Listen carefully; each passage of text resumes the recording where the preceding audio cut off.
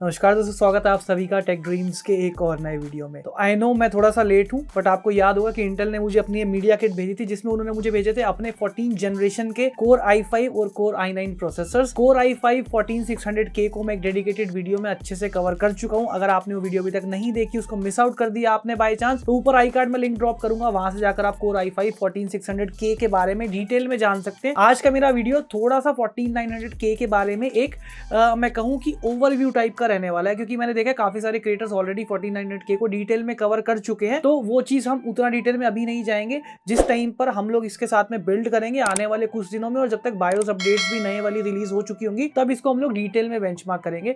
फिलहाल के लिए जानेंगे क्या क्या चीजें चेंज हुई है, क्या क्या अपने को नया मिल रहा है इसमें, और साथ ही साथ में कुछ थोड़े से सिंथेटिक बेंचमार्क्स और कंपटीशन के साथ में कंपैरिजन हम लोग करेंगे। सो वीडियो को पूरे एंड तक देखें और कहीं मत जाइएगा। We will be right back. आज ही बाय करें अपने परफेक्ट गेमिंग और प्रोडक्टिविटी पीसी, विजिट करें www.techdreams.co.in और यहाँ पर जाकर आप चूज कर सकते हैं हमारे प्री बिल्ट मशीन्स में से, या फिर इधर कस्टमाइजेशंस के लिए आप हमारी टीम को कॉल या व्हाट्सएप भी कर सकते हैं। हम लोग ऑल ओवर इंडिया आपके डोर स्टेप पर शिप करते हैं।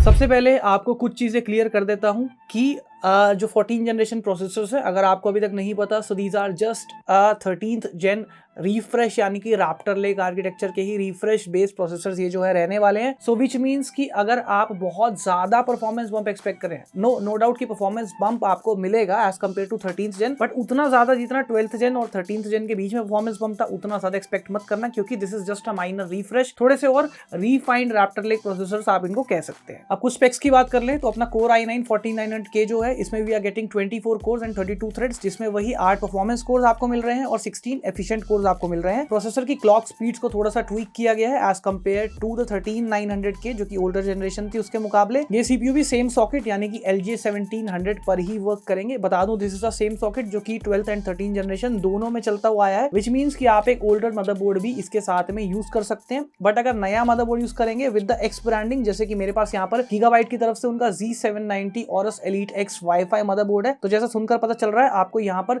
सपोर्ट मिल जाएगा out of the box for the latest wifi 7 technology. And also upcoming motherboards जो आने वाले हैं उनमें आपको थंडरबोल्ट 5 का भी सपोर्ट मिल जाएगा विद क्रेजी ट्रांसफर स्पीड, जो कि लास्ट जेन थंडरबोल्ट से डबल रहेंगी, and up to 240 watts of power delivery भी ये सपोर्ट करेगा। अच्छा, अब इस वीडियो में टेस्टिंग के ऊपर आ रहे थे, तो देखो टेस्टिंग में जो हम लोग हैं, हम सिर्फ सिंथेटिक परफॉर्मेंस, रॉ परफॉर्मेंस ही अभी मेजर करने वाले हैं। I am waiting for a BIOS update, और उसके बाद में हम लोग जो है प्रॉपर गेमिंग परफॉर्मेंस की तरफ जाएंगे। ऑल्सो दूसरी चीज ये भी है कि मैं इसको कंपेयर करने वाला हूँ with the last generation core i9 13900K, जो कि मेरे पास में ऑलरेडी अवेलेबल है मेरी लास्ट मीडिया किट से। बट अगर मैं सिर्फ लास्ट जनरेशन के साथ ही कंपेयर करूंगा तो उतना ज्यादा जस्टिस नहीं मुझे लगता है रहेगा। इसी वजह से हम लोग कंपटीशन के साथ में भी, यानी कि AMD Ryzen 9 7950X के साथ में भी इस प्रोसेसर को कंपेयर करने वाले हैं। ये तीनों प्रोसेसर SKUs है सिमिलर प्राइसिंग के आसपास आते हैं, मतलब 50 to 55,000 की रेंज के आसपास ये तीनों का जो प्राइस है वो रहता है, तभी तीनों को आपस में कंपेयर करने वाले हैं। एंड क्योंकि मैं जो इसके जो रिजल्ट्स है वो मेरी पुरानी वीडियोस में से यूज करने वाला हूँ, क्योंकि अभी मेरे पास 7950X नहीं रखा हुआ, और जब वो मेरे पास में प्रोसेसर फिजिकली आ जाएगा तब तीनों को स्प्लिट स्क्रीन में रख के हम लोग गेमिंग परफॉर्मेंस टेस्टिंग करेंगे, जब मैं इसके साथ में एक बिल्ड वीडियो करूंगा तो उस टाइम में। फिलहाल के लिए जल्दी से बात कर लेते हैं टेस्ट बेंच की, जो कि मैं यूज कर रहा हूं। So I am using the gigabyte Z790 Aorus Elite X Wi-Fi 7 which comes with a great VRM section, इस बीफी Core i9 14900K को हैंडल करने के लिए। साथ ही में Kingston Fury DDR5 मेमोरी का मैं यूज कर रहा हूं, जो कि 5600 मेगाहर्ट्ज की फ्रीक्वेंसी के साथ में आती है, एंड 32 GB की किट है, यानी कि 16 GB के 2 मॉड्यूल्स हैं। ग्राफिक्स कार्ड की बात कर ले तो we are going to use the RTX 4090। So we started with Cinebench R24 latest edition, जहां पर सिंगल कोर स्कोर की बात कर ले तो 14900K का 13900K से 9.7% बेटर स्कोर रहा, और वही Ryzen 9 से 10.5% बेटर स्कोर रहा इसका। वहीं अगर मल्टी कोर स्कोर्स की बात कर ले तो ये गैप काफी कम हो जाता है, जहां Core i9 14900K Core i9 13900K से सिर्फ 3% बेटर परफॉर्म करता है, और Ryzen 9 7950X से सिर्फ और सिर्फ 1.1% बेटर परफॉर्म करता है। नेक्स्ट आता है इसके बाद में Geekbench 6, जहां सिंगल कोर टेस्टिंग में 4900K परफॉर्म करता है 13900K से 13.5% बेटर, और 7950X से 10% बेटर। बट यहाँ मल्टी कोर टेस्टिंग में भी काफी अच्छा परफॉर्मेंस गैप जो है मेंटेन रहता है। मल्टी कोर रिजल्ट्स में 14900K 3900K से 12.6% बेटर परफॉर्म करता है, और 7950X से 10.5% बेटर परफॉर्म करता है। अब वैसे तो Cinebench और Geekbench के जो रिजल्ट्स है सिंगल कोर और मल्टी कोर स्कोर्स, वो काफी नियर बाय आसपास ही रहते हैं एक दूसरे के, बहुत ज्यादा वास्ट गैप नहीं आता। बट क्योंकि यहाँ पर मल्टी कोर रिजल्ट्स में बहुत ज्यादा गैप है, तो इसी को रीवेरीफाई करने के लिए we are also testing testing with the earlier version, यानी कि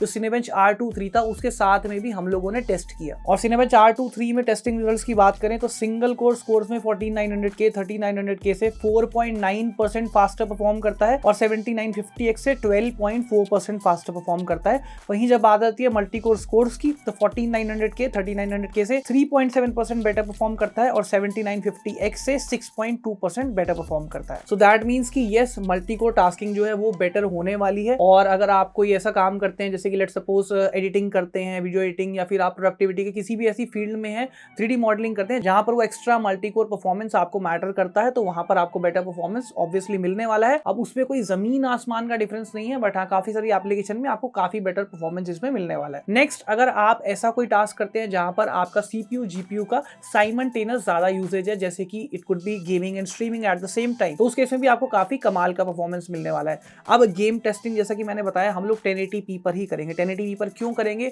क्योंकि मैं पहले भी आपको काफी वीडियोस में बता चुका हूं कि जब हम लोग 1080p रेजोल्यूशन पर किसी गेम को रन करते हैं तो गेम CPU बाउंड ज्यादा रहती है, GPU बाउंड कम रहती है। और जब हम हायर रेजोल्यूशंस पर जाते हैं जैसे कि 2K पर जाएंगे या 4K पर जाएंगे तो इसका उल्टा होने लगता है, यानी कि गेम्स GPU बाउंड ज्यादा हो जाती है, CPU बाउंड कम रहती है। And obviously we are testing the CPU, इस वजह से हम लोग 1080p पर ही गेम टेस्टिंग करेंगे, जो कि हम लोग डिटेल में आने वाली बिल्ड वीडियो में कंपैरिजन करेंगे। सो फिलहाल इन थोड़े से सिंथेटिक बेंचमार्क्स के दम पे अगर आपको मैं एक चीज बता पाऊं तो मैं इतना बता पाऊंगा। सो अगर आप 10 जनरेशन, 11 जनरेशन या 12 जनरेशन से अपग्रेड करने का सोच रहे हैं तो 14 generation could be the right choice for you. उस केस में आप इसके साथ में जा सकते हैं। एंड सेकेंडली, अगर आप एक नया पीसी बिल्ड बना रहे हैं तो भी आप इसको कंसिडर कर सकते हैं।